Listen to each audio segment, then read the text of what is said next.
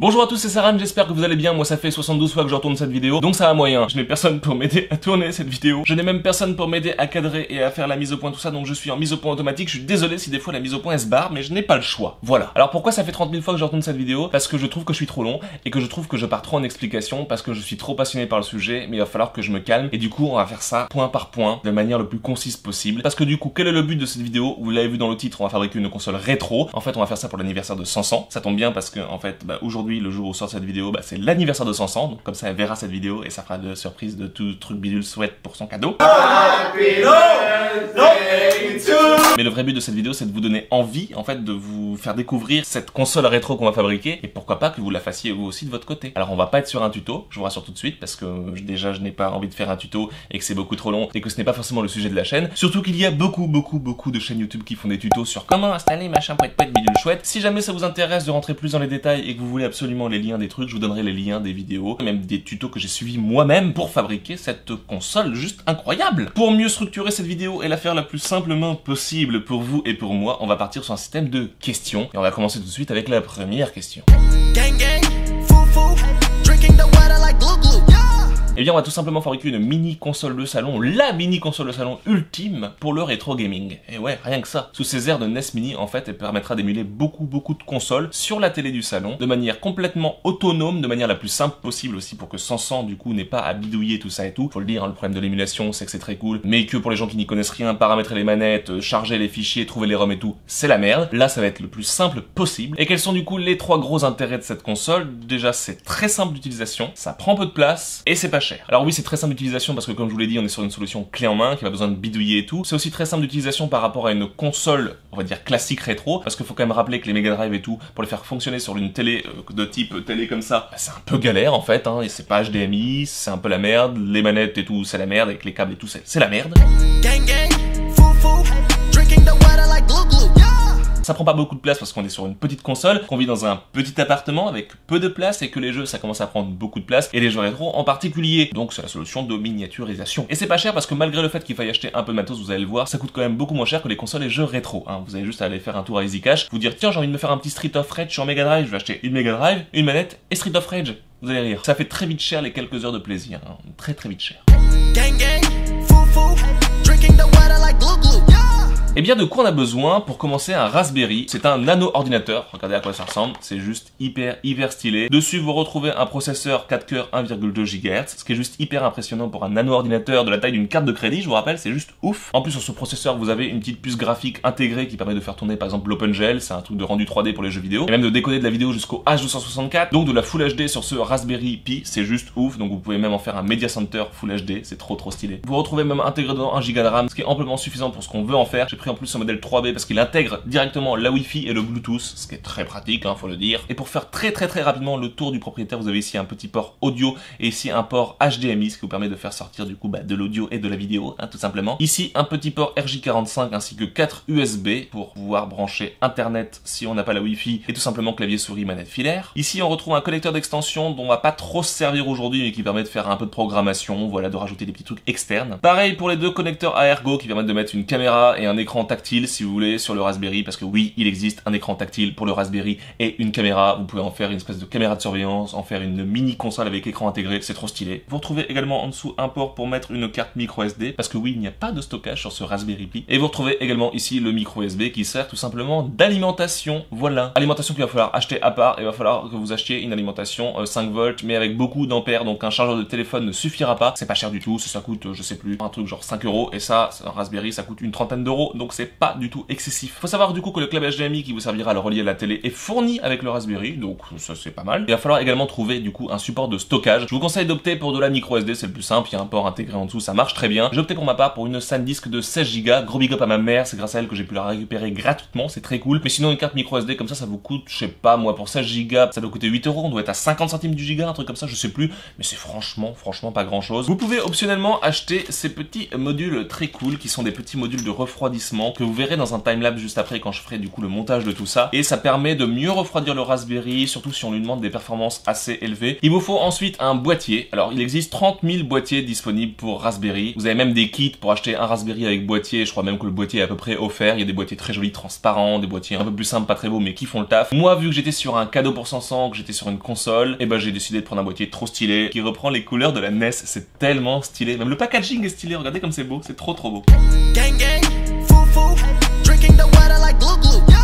Alors j'aurais aimé trouver un boîtier Mega Drive, mais ça n'existe pas. La NES, elle est trop stylée, et c'est un peu un emblème du rétro gaming. Alors une fois déballé, ça a vraiment de la gueule, c'est un SPCase de chez Retroflag, je sais pas si je vous ai dit la marque, mais ils font un travail de malade. Quand je l'ai déballé, je vous avoue que j'ai franchement craqué, hein. Je l'ai acheté à la base sur internet, donc je n'ai pas du tout vu le produit, mais là quand je l'ai vu et que je l'ai eu dans mes mains, je me suis dit, mais c'est tellement stylé. On dirait vraiment une NES Mini, c'est trop stylé. Gang, gang, foo, foo, drinking the water like glue glue. Et comme je fais les choses hyper bien, en plus des petits radiateurs pour refroidir du coup le Raspberry, j'ai acheté un petit ventilo, un tout petit ventilo qui se casse directement du coup dans le boîtier et qui permet encore une fois de refroidir encore mieux. Voilà, vous avez tout ce qu'il faut, en tout cas tout ce qu'il faut acheter pour faire votre console clé en main. Il y a un petit plus optionnel qu'on va aborder, ce sont les contrôleurs. Alors il faut savoir que vous pouvez utiliser tout type de contrôleur, il n'y a pas de souci. Manette de Xbox One, Xbox 360, ça marchera nickel, en filaire j'entends. Si vous voulez les utiliser en sans fil, il faudra acheter le petit dongle que vous pouvez acheter chez Microsoft qui vous permet d'utiliser sans fil des manettes. Mais en tout cas toutes les manettes Bluetooth marche sans problème sans fil, à savoir le contrôleur pro de la Wii U, les manettes de PS3, tout ça ça marche, vous avez juste à l'allumer, à l'appairer, ça marche nickel. Tout ce qui est USB du coup forcément ça marche, les claviers souris, on peut également brancher tout ce qui va être stick d'arcade, on en a un en USB, on peut le mettre, du coup ça permet de jouer à des jeux rétro en mode arcade, et on peut également trouver sur le marché des manettes Bluetooth extrêmement stylées.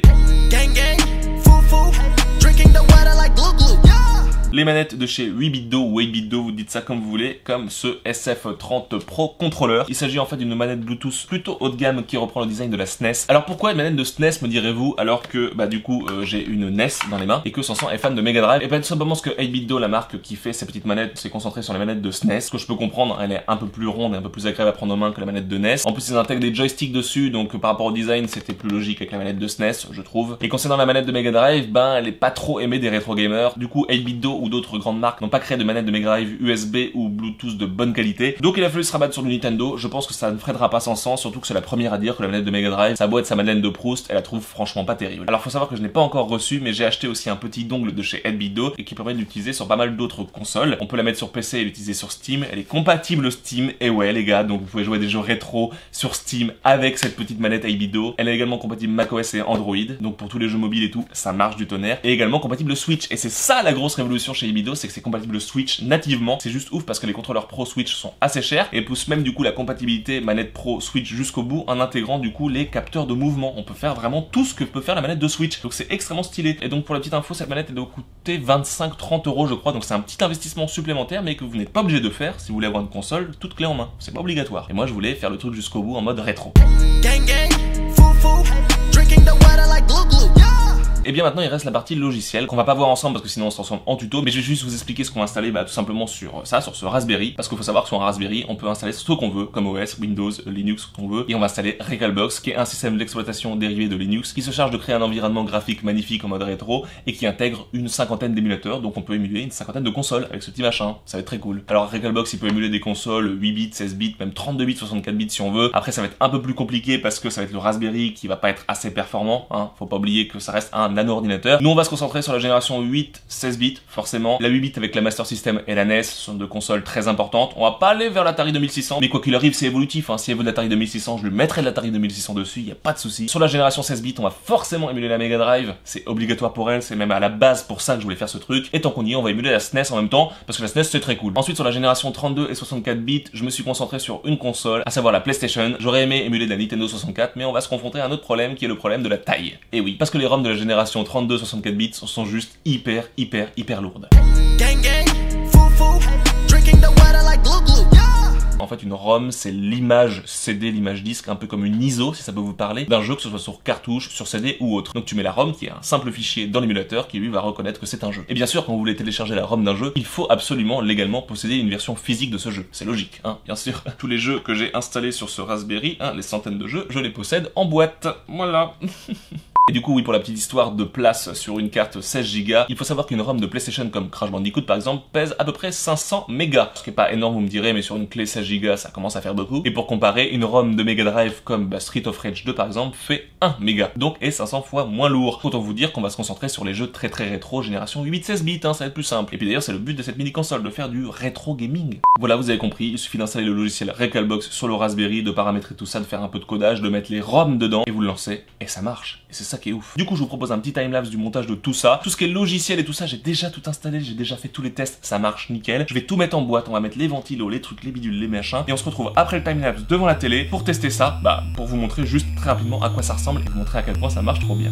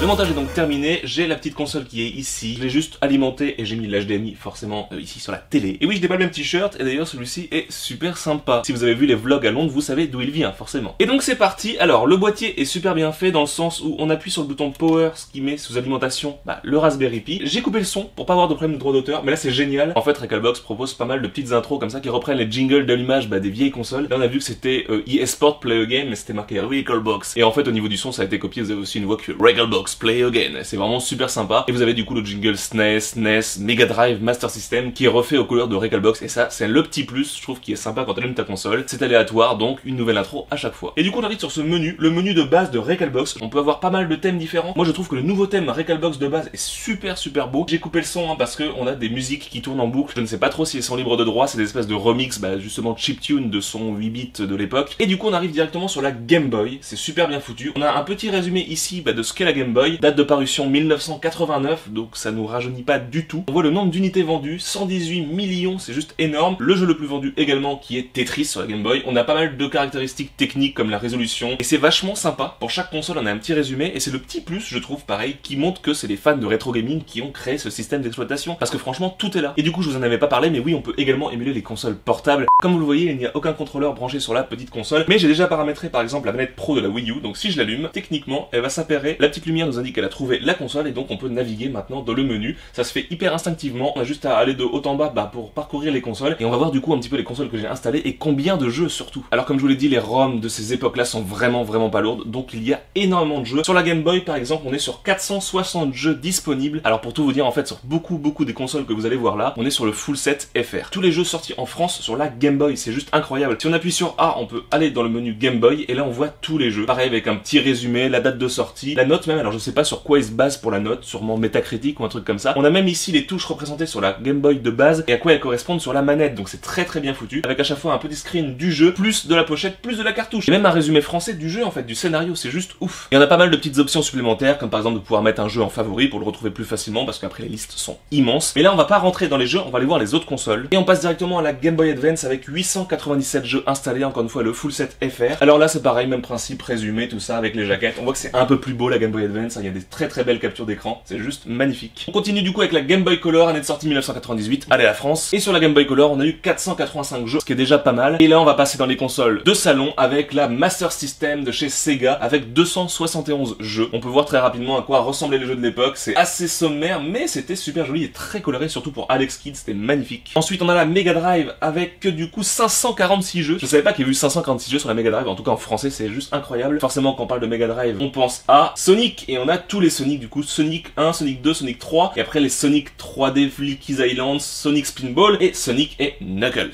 On continue du coup avec la NES, forcément, et c'est 343 jeux. On va retrouver tous les classiques, hein, Mario, Poète Poète, Bidule Chouette et tout ce qui est Nintendo, quoi. Hein. Ensuite, je passe la PlayStation pour y revenir, et on passe à la Super Nintendo, forcément, avec ses 563 jeux. Avec le peu de place qui me restait, j'ai mis un petit peu de jeux de PlayStation, et seulement 9 jeux. Et oui, parce que toute la place a été bouffée par les 9 derniers jeux. Le Crash Bandicoot, pour moi c'était important d'avoir Crash Bandicoot sur PlayStation, hein, c'est le jeu. Les deux Oddworld, parce que c'est une licence qui me tient beaucoup à cœur, et que ça peut intéresser Sanson, bah j'ai en tout cas envie de lui faire découvrir. Le Parasite F, parce qu'on l'a acheté, et que du coup, bah c'est l'occasion de le tester. Et les Tomb Raider, avec Tomb Raider 1, Tomb Raider 2, Tomb Raider 3, les aventures de Lara Croft, Tomb Raider, la révélation finale, et sur les traces de Lara Croft. Donc pas mal de petits Tomb Raider qu'elle va pouvoir retester en mode rétro, et ça va être vraiment cool. Et le dernier truc que je voulais vous montrer, c'est l'overlay, parce que ça c'est un petit plus. On va pas rentrer dans tous les détails, hein, parce qu'il y a 30 000 options, dont le pixel perfect qui nous permet d'avoir bah, du coup des pixels pas du tout étirés. Ce que j'ai activé, c'est juste magnifique, vous allez le voir, ça rend trop bien. Mais ce que j'ai rajouté, ce sont les overlays que j'ai fait en partie moi-même, qui sont en fait des images qui vont venir combler bah, les bandes noires de chaque côté, parce que oui, forcément beaucoup de ces jeux étaient en 4 tiers. Et bien plutôt que de garder cette bande noire neutre et tout, et bien autant mettre des images sympas qui rappellent les consoles. Et on va voir par exemple ce que j'ai fait pour la Mega Drive. Si on lance un jeu de Mega Drive comme pourquoi pas Shinobi 3, on va avoir un design exclusif Mega Drive qui est juste magnifique. Regardez, j'ai simulé en fait un écran 4 tiers avec le côté bombé. On retrouve des skylines en fait par-dessus aussi qui donnent cet effet cathodique. On a le pixel perfect qui nous donne un rendu juste magnifique. Et ici j'ai mis une grosse manette de Mega Drive. De l'autre côté un grand plan sur une Mega Drive plus le logo forcément. Ce qui est hyper important aussi, vu qu'on est sur de l'émulation, on peut grâce à une combinaison de touches faire des sauvegardes. En appuyant sur Home et Start en plus on revient en menu, donc c'est nickel. Et si je lance un autre jeu par exemple d'une autre console, bah pour tester par exemple, j'aime bien ce que j'ai fait avec la Game Boy Advance, tiens c'est super sympa. Pour certains les thèmes je les ai piqués sur des forums et modifiés à ma sauce hein, forcément. Et par exemple si je lance un jeu sympa de la Game Boy Advance, je ne sais pas lequel, tiens on va mettre un Baldur's Gate Dark Alliance, je sais que Sanson adore ce jeu. Sur la Game Boy Advance on va être sur le même principe, sauf que là on va être comme si on était zoomé sur une console, vous allez le voir, c'est juste génial. On a la grosse Game Boy Advance en gros plan. Alors ça fait un effet bizarre à la télé de retour que je vois, mais en vrai c'est juste magnifique.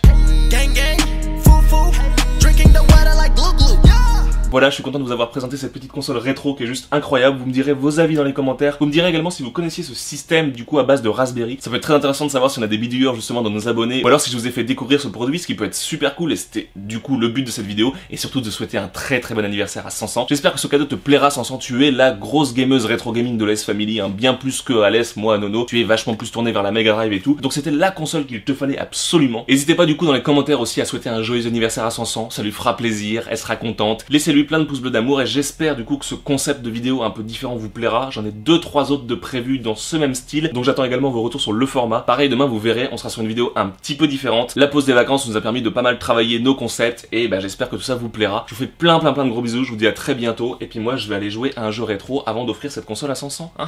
Tiens, je vais me faire un Barbie Horse Aventure. Je vais élever des chevaux avec Barbie, que des éditeurs que je n'ai jamais vu de ma vie. Et en vrai il est pas si mal le jeu, hein. Par contre j'ai pas encore trouvé de fleurs. Est-ce que je peux sauter par dessus ça? Skirt, skirt, squat, squat.